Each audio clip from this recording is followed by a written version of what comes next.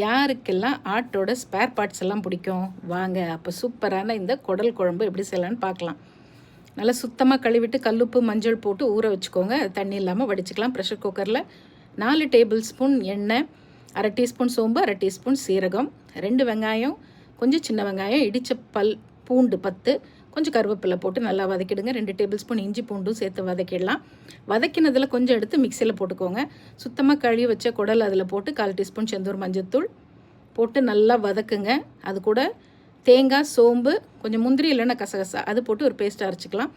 2-2.5 table spoon குழம்பு மிளகாய் தூள் போட்டுக்கோங்க. நல்லா வதக்கிடுங்க. தேவையான அளவு உப்பும் சேர்த்து சுடுதண்ணி ஊற்றி நல்லா ஒரு 3-4 விசில் விட்டு ஊற வச்ச 2 டேபிள் ஸ்பூன் கடலைப்பருப்பும் சேர்த்து அரைச்ச தேங்காய் விழுதையும் சேர்த்து கலக்கி விட்டுட்டு மறுபடியும் ஒரு 2-3 விசில் விட்டு இறக்குனீங்கன்னா நல்லா தளன்னு கம கமன்னு குடல் குழம்பு ரெடி.